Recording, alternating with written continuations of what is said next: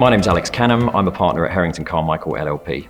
We're a full-service law firm based in London with offices in the Thames Valley as well. We've been a member of IR since 2015, and last year we were the headline sponsors of the London conference.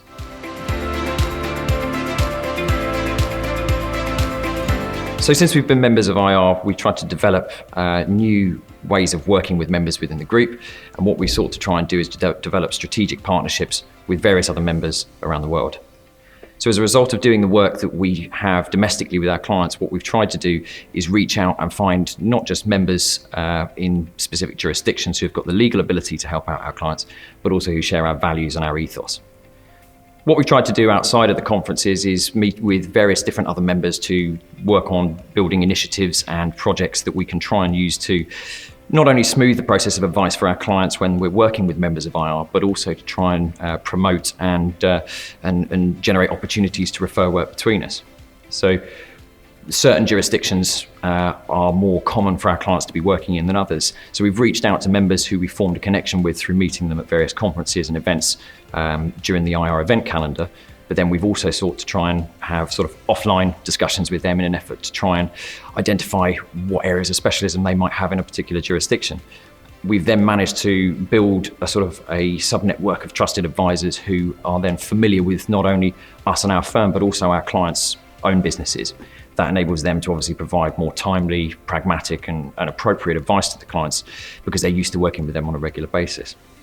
So as a result of developing those connections, we've then thought to try and say, well, how can we make more opportunities to refer work between us? That's then led to various visits to other members, hosting members in the UK, and then also trying to look at opportunities with our clients in advance of them actually asking us. So we're being proactive in terms of how we're trying to refer work to other members.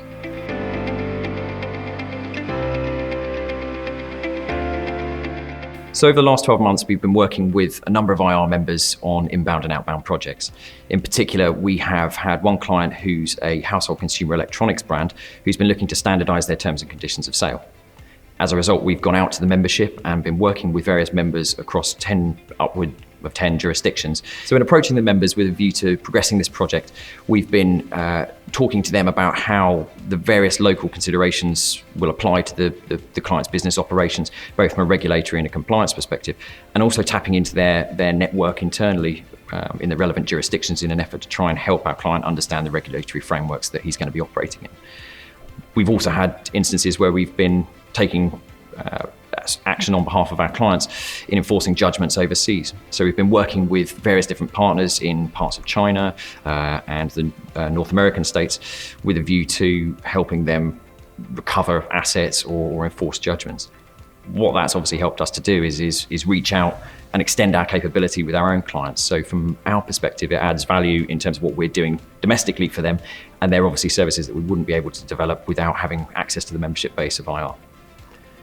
In terms of inbound referrals and opportunities, we've had a number of projects where people have been reaching out to us for advice on Brexit, and unfortunately there's not much we can add at the moment until there's a bit of certainty around that. But what we have been trying to do though is look at contracts, terms and conditions of supply, and other documents that they are going to have a bearing on once the regulations and matter is settled.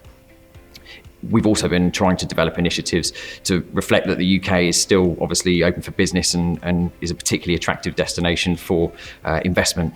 So we've done a lot of work with the North American countries and members over there who have been working with their clients making acquisitions in the UK. So over the past 12 months, what we've sought to do is do a number of due diligence processes, advise on share capital fundraisers and reorganisations of their groups.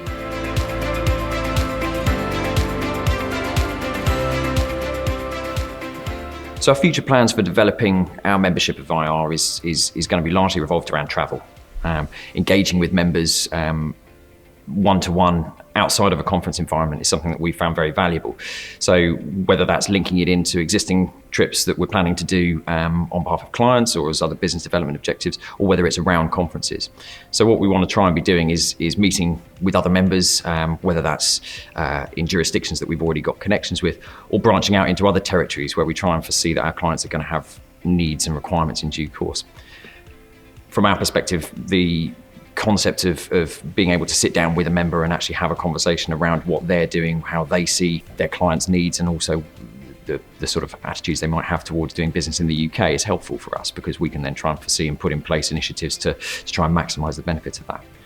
We're also going to be taking part and producing more content. So making sure that Harrington Carmichael's name is obviously promoted across the IR platform by participating in virtual series and podcast activities, but also then continuing to produce articles, blog posts and snapshots and things that can be syndicated across the network.